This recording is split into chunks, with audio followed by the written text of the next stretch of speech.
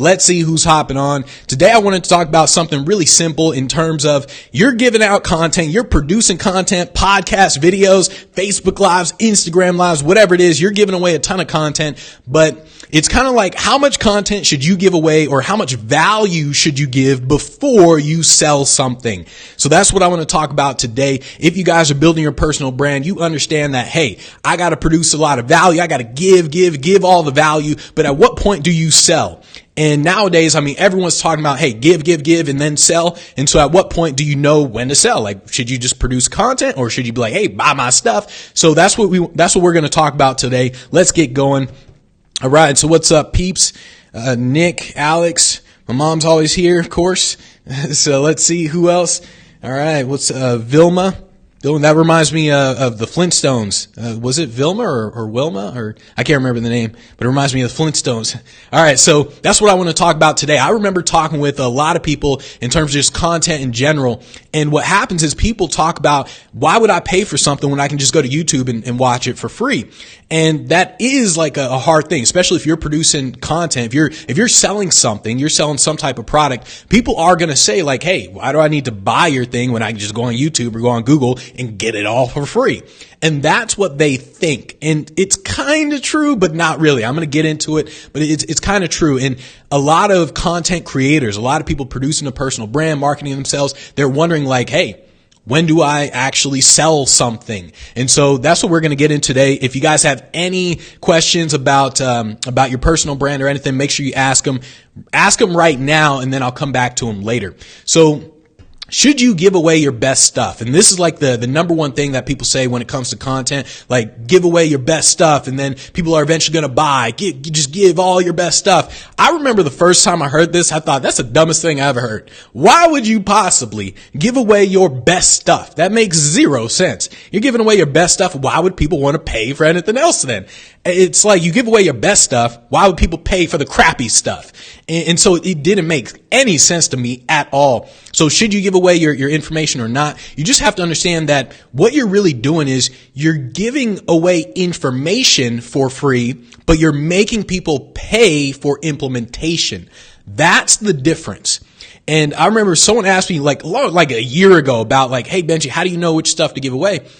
And I just told them it's like, you're giving away free information, but the implementation part is what they're paying for. And that's what you really have to get through your head. Ultimately, it's like you're telling people what to do, but not how to do it. The what is free. The what is, hey, do cold calling, do emailing, do advertising. That's the what.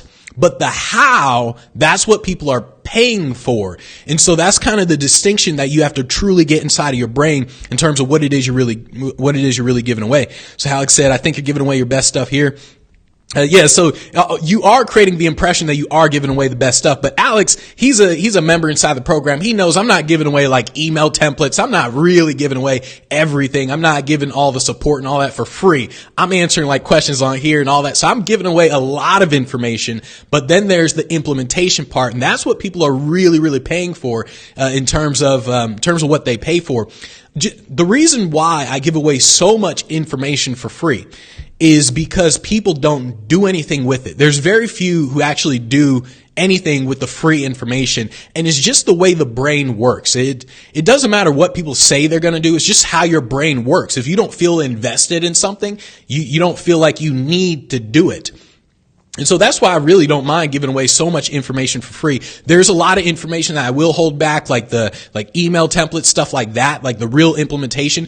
Basically, you hold back the insane level of detail. That's the stuff you're really holding back. And then you're giving away all the other information for free. The what. Remember, the what is free. The how is the details that people are paying for. So you just understand that when you're giving away a lot, you give away a lot of information. You shouldn't feel bad for giving a lot of information because people are going to like you, they're going to love you and all that sort of stuff. But what's happening is you're giving away this information and people confuse information with implementation. And that's what happens inside of the brain.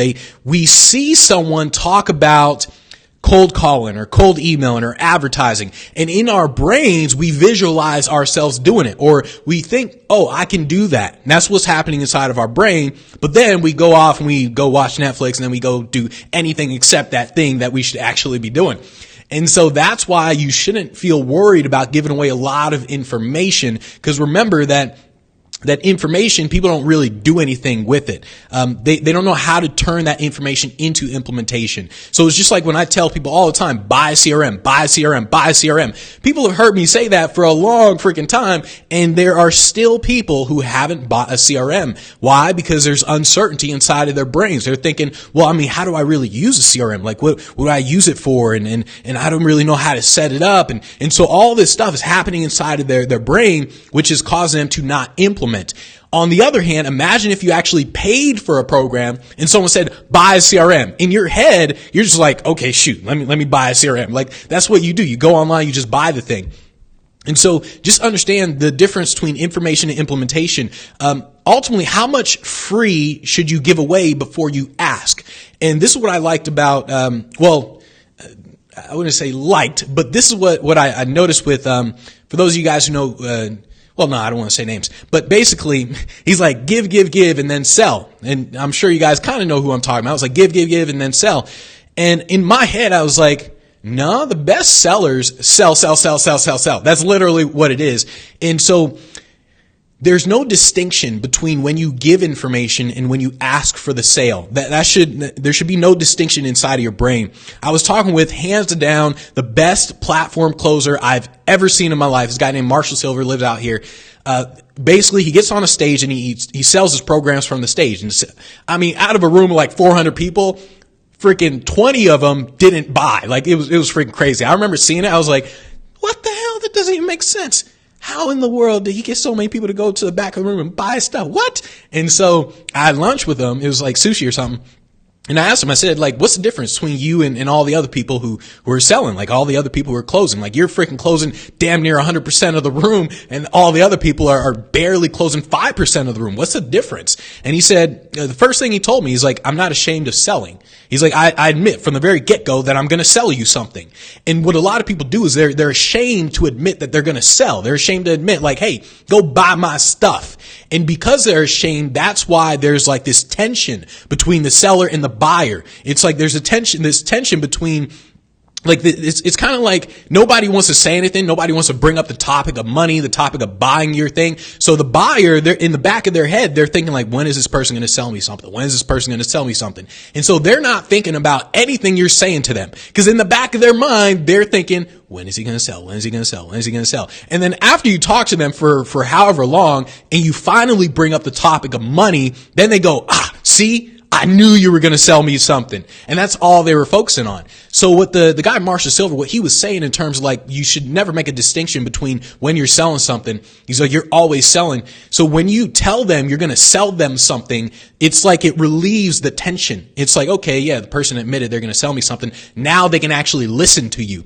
So there should be no distinction between you giving content and you promoting your products. I tell people all the time, go buy my stuff, buy my stuff, buy my stuff. I tell people all the freaking time. It doesn't matter if it's Facebook Live, email, doesn't really matter. There should be no distinction between the information and the implementation, the information and the product. There should be no distinction whatsoever. It's literally the same thing. And so this is like when I would write the case study emails. So I write the case study emails and I send those emails out to the list. And the case study emails basically say, hey, look at this person. They made a boatload of money. They made all these results. They got these results. Don't you want to have those results? That's basically what a case study email is. And so I send those emails, and in the emails, I am selling the product, but at the same time, I'm teaching them something as well. So I think the email today, it went out where I talked about, I think it was actually Alex, I talked about where I said, it's like, hey, Alex, he booked a gig. He's like, hey, I'd use cold email to book a gig. And then I went on and I said, look, do you notice what Alex did? He didn't actually, he was more aggressive. Like most people, they're not aggressive when they're selling something. They send one email and then that's it. They just send one email, contact a person one time, and then they're like, oh man. Whereas Alex, what he did, he sent the email, he followed the process, and he was more aggressive, and he got the gig. And so I'm teaching that in the email while I'm selling something. So you're teaching and selling at the same time. You're not saying they're different. It's the exact same thing. And so it's really, really important that you do that whenever you're selling something, especially when you're doing your personal brand. You do not make a distinction between the two. And by the way, guys, if you have any questions, make sure you ask them right now, and I'll go back to them in just a second. All right. So, here's the thing. The only reason you're afraid to sell what you sell is because you don't believe in what you're selling. Yesterday, it was yesterday, I was reading an article. They literally cured 2 people of HIV with this new method that they have. And I remember reading an article about this maybe a month ago, 2 months ago, where it said they cured someone of HIV. I was like, yeah, right. And so I read the thing. I was like, what? What's this new? What? It doesn't make sense. And then today or yesterday, I saw the article again, a new article saying, hey, they cured a second person of HIV using this method. It was like a bone marrow transplant that they do, and it involves a bone marrow transplant. It doesn't just cure HIV. It cured 70 other diseases or something. And so, but they also said something I guess kind of a last resort or whatever. But honestly, if I came up with the cure to HIV, I would shout it from the rooftops. I'd be like, look, every person in the world who has HIV, you guys have to be an idiot not to get this cure. That's literally I wouldn't say it that way, but that's what I would believe. I'd be like, look, man, I got the freaking cure to HIV. Why would you not tell people about it? Why would you not sell that thing? And it's just because it comes down to your level of belief in what it is you're selling. If you're selling a product, you truly believe in that product. Every single person who says, oh, I don't really think this is going to work, in your head, you're like, you freaking dummy. Oh my, you have no idea. You're literally one click away from having the solution to your problem, and you don't believe it's going to work. Think about it. If you had the cure to HIV and you went up to somebody and said, hey, I can cure your HIV. And you're like, I don't believe you. Nah, I'm just going to take these pills and instead, nah, I don't believe you. In your head, you're going to feel sorry for them, legitimately sorry, not a fake sorry. You will legitimately feel bad for them.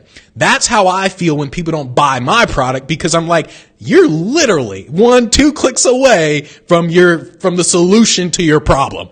So when you don't buy my stuff, I'm like, man, you're just going to spend another year not getting anything done, not getting results. You truly, truly have to believe that. The only way you can believe that is when you truly know that your stuff works. And that's the only way you can really believe it. So it's not like it's not like a fake belief that you have. It's a true belief that you have. Like the person who just cured HIV, it's a real belief. It's not like he's just shouting from the rooftop that he cured HIV and he doesn't really have the cure. He does have the cure. And so you truly have to believe in it. That's the only reason why you won't actually admit that you're selling something. And so you have to understand that you've heard this probably several times where people say you're doing a disservice by not selling your thing. I remember the first time I heard that, I thought, oh, total BS. It's these marketers just rewording words, trying to get people to buy stuff. And that's what I thought. But the more I started selling, the more I realized or the more I started talking to people, and when people said they wouldn't buy, especially when I was talking on the phone and people said, oh, I'm not really ready to buy or something, I legitimately felt bad for them. I was like, you have no idea. You're literally going to spend another 6 months, year, wondering why am I not making any money? I legitimately felt bad for them. And so that's what truly has to happen. You truly feel like you're doing a disservice by not sharing the solution to their problem. And so you also need to understand that free does more harm than good. And I legitimately mean that. Giving away free information, it does more harm than good, because free information makes smart people believe that they can implement. That's why free does a lot of harm, because remember what I said earlier, where when you give away free information inside of people's brains, they can picture. So let's say I tell everybody, buy CRM, do cold emailing. Everyone thinks, okay, I can easily do that. I can easily buy CRM. I can easily set it up, and I can easily cold email. But they don't think about the implementation part. They say, okay, you buy a CRM. One, they're like, well, how do I know which CRM to buy? So now they just wasted a lot of time researching, a week researching. So they did that. Then they buy it. Now they're like, all right, how do I set it up? What they're not accounting for is procrastination. They're not accounting for you wake up, you just don't feel like it. They're not accounting for the uncertainty that they're going to feel when they're trying to implement. So they're not accounting for all that stuff that happens when you try to implement anything. And because they don't do that, they visualize that they can actually engage in this thing, that they can use the information for free and then accomplish the thing. And then when they actually start doing it, they don't account for, frustration. Any new thing that you do, you're going to get frustrated with it. So you're sitting there, you're doing cold emailing at first, you're going to be frustrated with it. You're doing cold calling, you're going to be frustrated with it. You buy a CRM, you're not going to know how to use a thing, you're going to be frustrated with it. People don't think of that stuff. They don't think of the implementation and people can't think of the implementation because they haven't implemented yet. So all that stuff, it's not there yet. Like you just can't see it yet. You can't anticipate it yet. And so that's why free information, it does more harm than good. And you have to truly believe that. And so what you're ultimately trying to do is you're trying to use a free information to get people motivated to the point where they can implement. That's really what you're doing with free information. That's all you're doing. Free information is simply trying to get people to the point where they feel motivated enough to implement. And hey, maybe they don't need to buy your program to implement, but still the purpose of every free thing that you give away is to give people the confidence in themselves to implement. I remember hearing this years ago. I mean, I'm talking about when I was in high school. I remember hearing this. It was the Dan Kennedy guy, someone was interviewing him or he was interviewing somebody else. And they said something like, they were like, oh yeah, with this online stuff, the number one thing that people have a problem with is you're essentially giving them confidence in themselves. I remember when I first heard that, I was like, what? The confidence in themselves? That makes zero sense. No, people aren't buying that. They're buying your products so they can implement this thing. That's literally what I thought. And so now my whole thought process changed on that. I realized that what you're really doing when you get people to buy is you are literally giving them confidence in themselves to where they see themselves accomplishing that thing. That's what you're ultimately doing. You're trying to remove the uncertainty that they have. And so just understand that free does a lot of harm. It does more harm than good. It's just because people don't have any skin in the game. Remember how, I don't know if you've watched Shark Tank, but on Shark Tank, they talk about it all the time. They're like, well, how much did you invest into the business? And people say, nothing. Well, nothing. I just got investors. And then the other sharks, they're thinking nah, I'm not going to invest, because they know that because you have no skin in the game, it doesn't mean anything to you. So it doesn't really matter if you win or lose. It doesn't matter to you because you got everything for free. You got the money for free to invest in your business. Whereas the person who worked their ass off day in and day out and they built up some money to invest in the business, that person has skin in the game. So they're going to treat it like, hey, this is my life. I got to make sure this thing works. Whereas the person who didn't, who got everything for free, they don't really care. They got a lot or they don't really care what they lose. So basically free, think about it. If you get stuff for free and you don't do anything, what happens to you? Nothing. Absolutely nothing. Literally, if I were to give you my program for free and you don't do anything with the program, what happens? Absolutely nothing. You stay in the same place that you are right now. Nothing happens to you. On the other hand, if you pay $2,000, $5,000 for my program and then you don't do anything with it, what happens now? You see, what happens now is you just lost money. See, now you're just like, oh, dang, I just spent money. I didn't do anything. Well, now, oh man, I just lost $2,000. Oh, I lost $5,000. So now you're much more willing to do something because you don't want to lose your money. You're like, I just put money in. I don't want to lose that money. And so that's why free, it does way more harm than good. And so it's one of the reasons why when people say free college, Bernie Sanders, he's like, free college for everybody. Yay! Everyone's like, yeah. And I'm like, oh my goodness, you have no idea. Even if somehow you were able to give free college to everybody, what's going to happen is college is now going to become like high school. Nobody's going to really care about it anymore. It's not going to mean anything because you didn't invest in any way. And so you have to believe these thoughts in order for you to understand that all the content, all the value that you give, you need to give value and sell at the same time because you are doing a disservice by giving stuff away for free. And so it just sounds like a marketing tactic or a sales tactic. It sounds like something that people are just saying just because they want you to buy their products. But it is true. It's 100% true. So you have to think, how much free content have you watched? Videos, podcasts, books, or whatever. How much free content have you put inside of your brain. Now ask yourself, how much have you done with it? It's just like what I said. There's so many people that have said, buy a CRM. That like literally that's all I said, buy a CRM. And then they still haven't bought a CRM.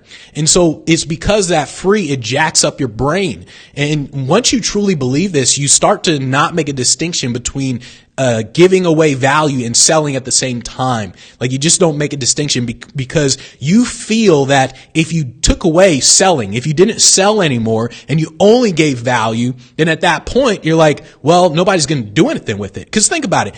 Everything that you need to know is already on the internet. Everything. My program is technically a cold email and cold calling. All this stuff is already on the internet.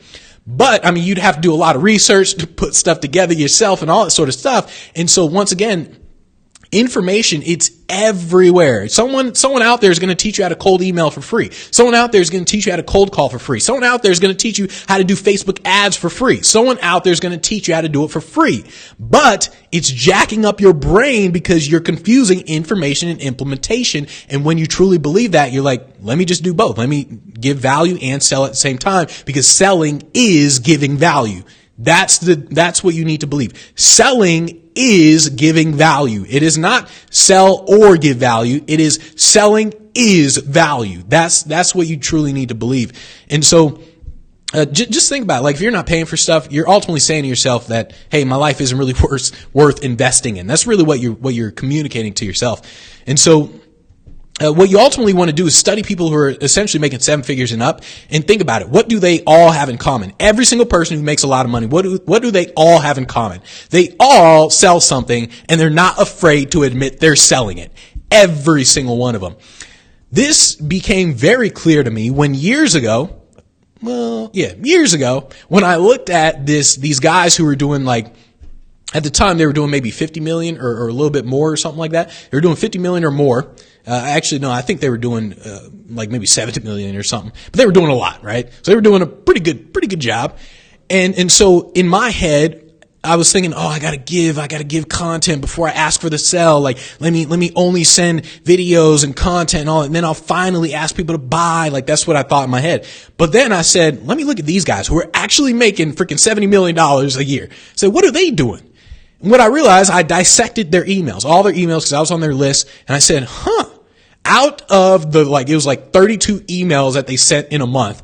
Out of those, it was something like 28 of them were pure selling. Just hands down, all they did was sell. They literally said, hey, our new product, you can buy our new product. Hey, there's a discount on this thing. Hey, buy this thing. That's literally almost all the emails they sent.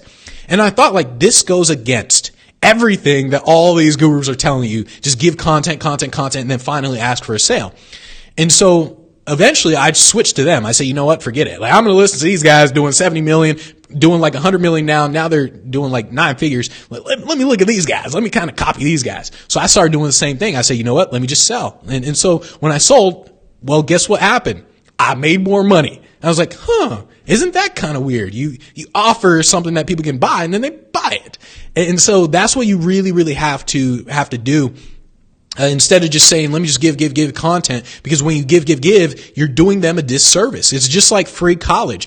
Everything in college right now, all the education in college is free. Every single thing in college, even if you want to be a lawyer, like let's say you want to be a lawyer, you technically can't be one without going to college, but all the information about the law is already there for free. Everything is there for free. So why is it that people who want to be lawyers don't already know it? Why do they have to pay for it to learn it? It doesn't make sense. The reason why they got to pay for it is because free doesn't help you implement anything. So once again, you're doing people a disservice by not selling something. And understand that the harsh reality of when you give content, the harsh reality is this. You will not keep people's attention long enough. You just won't keep people's attention long enough, even with content. No matter what, people are going to find you. They're going to be like, oh, this guy's great. This lady's great. They're going to find you, think you're great. They'll follow you for a little bit, and then eventually they just won't. Like, they'll just fall off.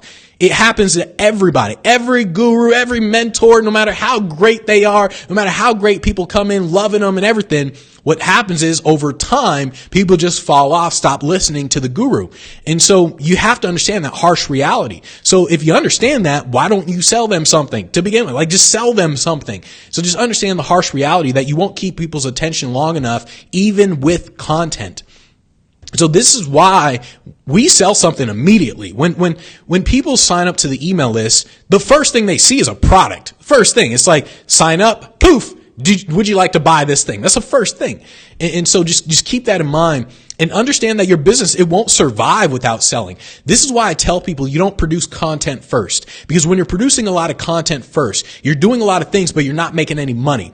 And in order for a business to survive, it has to make money. It has to make money and then recycle it back into the business to make more money, keep recycling it back into the business, make more, and you're just recycling it. And so you have to sell something in order to keep recycling and growing and everything. And so a lot of people, they're at this point where it's like money is a taboo at this point. Luckily, it's not a huge taboo in the U.S. as compared to somewhere like, I think Sweden is like a big taboo or something like that in terms of money. I think it was Sweden. A friend was telling me about it. He was like, oh yeah, like it's not the same over here where, the ambition of like you Americans and all that is, it's like usually people who are really wealthy, they hide it in Sweden. I think it was Sweden. Maybe it was somewhere else. But he was saying that, and I said, man, I would hate to live there. And so just understand that you have to make money in order for your business to grow, and you shouldn't be ashamed of admitting that you're selling something. Like, don't be ashamed in any way. And so all you're doing is you just have to offer something that people want to buy. That's the only thing that you got to do. If you're selling something that people don't want to buy, then people are going to hate you. Like absolutely hate you. Think about, let's say, someone with HIV. Remember earlier, the dude freaking cured HIV. They cured 2 people of HIV. So think about if this person who has a cured HIV, if he were to go up to somebody with, I don't know, with another disease or something, like, I don't know, let's say a cold. He's like, all right, you got the flu. Well, I got this cured HIV. Would you like to buy it? Well, the person with the flu is going to be like, no, I'm good to go. And then if the person keeps selling them, like, but are you sure it's a cured HIV though? The person's like, I don't have HIV, I got the flu. It's like, but are you sure? Well, now at that point, they're gonna bother the hell out of the buyer. Like, dude, I told you, get away from me, man. Get away from me. On the other hand, someone who's been diagnosed with HIV, you like, let's say, bam, they've been diagnosed with HIV. And then all of a sudden this person comes along, hey, we got the cure to HIV. Now what happens? The person says, thank you. Thank you, God. Thank you. They're literally thankful for it. That's literally what happens. And so you have to understand that's what's happening when you provide a solution to a person's problem. When you provide something that people actually want to buy, they want to buy it and they thank you for selling it to them. So you do not make a distinction between giving value and selling. Everything that you do is selling. You tell people, go buy your stuff. I'm like, hey, buy my stuff. Like I say it all the time, buy my stuff. You make no distinction between it because you are doing people a disservice.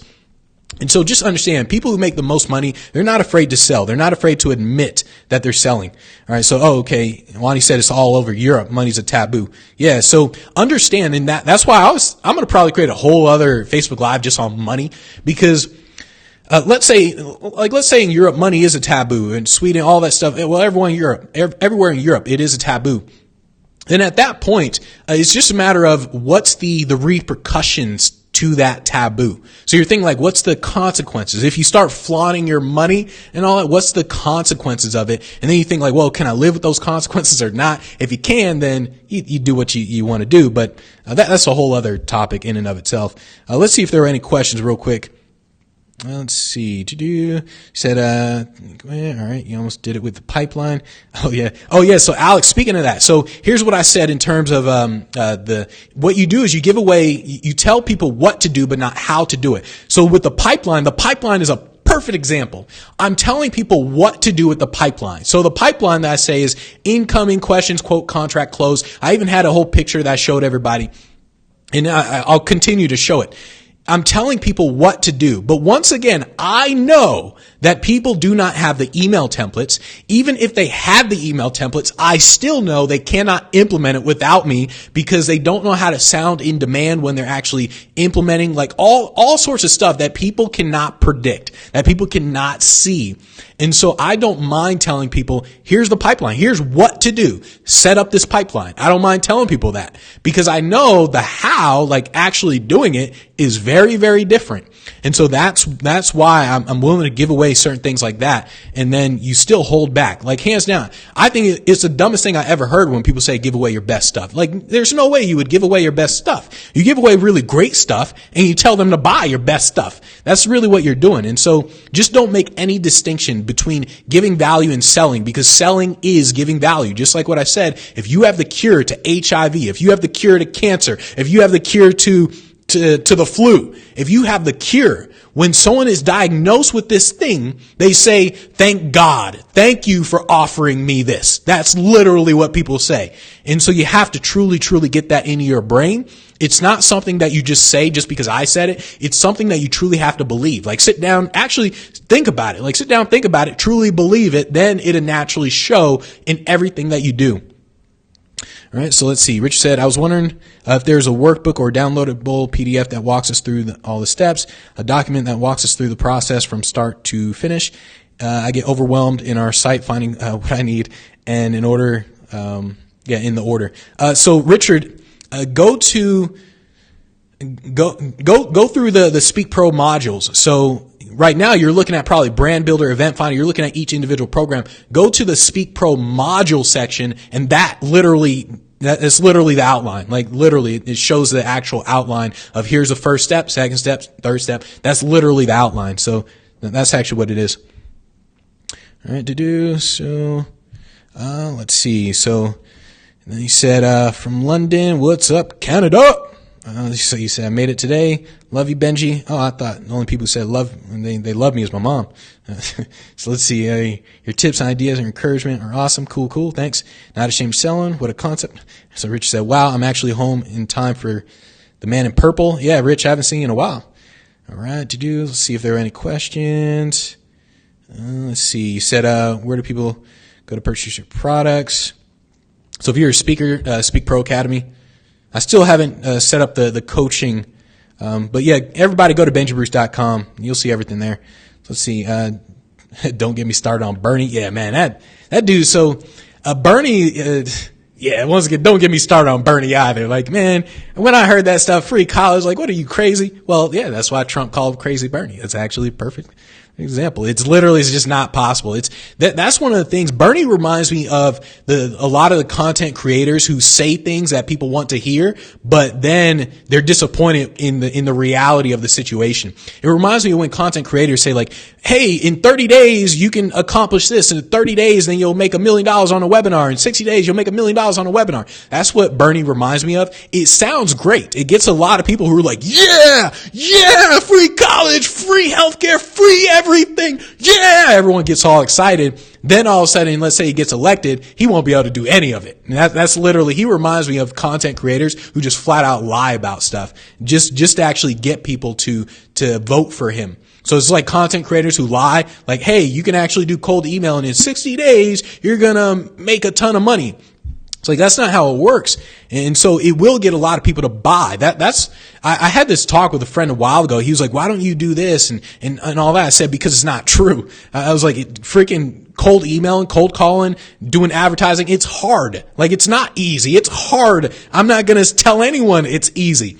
It's simple, but it's not easy. And it's hard as hell. So I want to stress that. I want people to go into it knowing that they're going to run a marathon, not just a mile. And so I understand that a lot of people won't buy because I'm telling you it's hard. I'm telling you you're running a marathon and it's going to scare people off. I'm not being a Bernie Sanders, just flat out lying to people. So it's like, I'm not doing that. And I understand that, hey, maybe I won't get a ton of buyers by doing that, but at least I'm going to get the right buyers. I'm going to get winners in my program. I'm going to get people who actually produce results instead of these wannabes who are like, let me see if I can make $1 million in 30 days. I don't want those people in my program. Shoot. So let's see. Wani said, why do you only wear purple? Is it because I thought I actually made a video on that. or maybe I was going to make a video on it. A lot of times I do things inside of my brain. So like I'll answer questions and stuff, especially like sometimes with Speak Pro Academy members, I'll answer questions in my head and I forget to actually type it out. And so I think I did that with why I wear purple too. I said, I'm going to come up with a whole video on why I wear purple because everyone asks me all the time. So there is a reason behind it. But yeah, basically branding, in a way. And the reasoning honestly comes back from my days as a mentalist, as an illusionist. And so that's, yeah, I'll come up with a whole video on that. That's actually, I'll probably do it maybe next week. All right, to do this, let's see if there are any questions. Great to hear you, Benji, being clear and concise on this business and that, you must be profitable to continue. Yep. So he said, can you talk about the importance of scaling and not starting too big? Ooh, that's maybe that could be a whole other topic in and of itself too. Hold on a second. Let's see. The importance of scaling and not starting too big. All right, so I'll kind of go into a little bit. So here's the thing. Imagine this. I don't know who's the most popular. Well, no one's like Oprah nowadays. Cause Oprah, if you were on Oprah and Oprah said, buy this person's book, you became an instant bestseller, like instantly. And so nobody's really like that nowadays. Like even if you were on the Tonight Show nowadays and he was like, buy this book, it would make sales, but it wouldn't be like the Oprah effect. And so imagine this. Imagine if you start a business, like you literally just start it. You have some type of program. You start your business and then you get invited on a show like Oprah back in the day. You get invited on Oprah. And then Oprah says, buy this program. This is the greatest program in the world. Go buy it. Here's what will happen to you when you're just starting. A lot of people are going to go to your website. It's going to shut the servers down. Like it's too much traffic. Poof, your entire website is gone. Well, first, a couple people are going to buy. Well, not a couple people. Let's say thousands of people buy before your entire website goes down because there's too much traffic. Now, all of a sudden, you have thousands of people who bought. You're going to get tons of support requests. People, I can't log in. Oh my, I can't do this. I want a refund. You're going to get all this stuff. It's going to overwhelm the hell out of you. And you're going to be like, oh snap. You're going to not have systems in place, everything. Because you went too big too fast. And then now you're going to ruin your reputation. Everyone's going to be like, oh, Oprah said to buy it, but now this person's a scam artist and all that. So now that's what's going to happen when you go too big too quick. And so it is a dangerous thing that can happen to you, but very rarely will something like that actually happen. I usually tell people to actually think big and try to go big, but you don't want something like that. You don't want to be on Oprah and then you don't have your system set up and then you're not prepared for the flood that's about to come in. But ultimately you do want to scale as fast as possible. The only way you're going to scale is by spending money. That's the only way you're going to scale. So it's like in the beginning, what you're doing in the beginning is you're doing things, you're building your personal brand, producing content, whatever. But when let's say you're spending money on ads, you're trying to work your offer, you're producing a lot of content. What you're ultimately doing is you're trying to get your systems in place. That's what you're really trying to do. So like, let's say with content, you're trying to think, all right, how do I make it systematic in terms of how I produce content? So you're doing it, you're getting the feel for how you do it. Like, okay, I create ideas here and then I film this way, and then once I film it, I now upload it to Google Drive. That's when my editor comes in, he edits it, and you're trying to get like all that in place. Once you get it down to where it's like it's a habit, now you start really really put fuel on the fire at that point. Once you have your systems down, now you're just like, all right, let me just throw a ton of money into the ads. So it's very similar with actually advertising. So in the beginning, when you advertise, in the beginning, you spend, let's say $50 a day, or let's say $20 a day on an ad. So you write an ad. You don't know if it's going to work or not. You just write an ad. You're like, all right, let me just spend $20 a day or $50 a day to see if it works. Once it works, now you're like, okay, let me drop $10,000 a day into this ad because you know it works. You know it's making you money. So now you're just like, let me just drop some money into it. On the other hand, if you scale too quickly, too soon with the ad, what will happen is you'll say, let me write an ad. Let me throw in $10,000 a day. Then all of a sudden you lose the money because the ad didn't work. You're like, oh, dang it, that was dumb.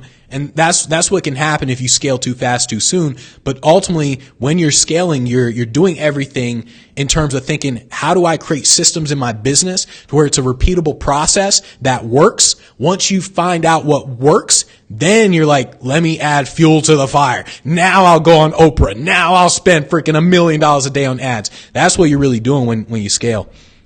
He said, you need to pay me for that one. I like the mindset. Yeah, just money, money, money. All right. I think we are good to go on the questions. All right. And so tomorrow, you guys want to watch tomorrow. Tomorrow, I'm going to talk about, the title for tomorrow is nothing personal. It's just business. Tomorrow we're going to talk about people getting too damn sensitive. And so that's what I really want to talk about tomorrow. It's going to be Friday fire.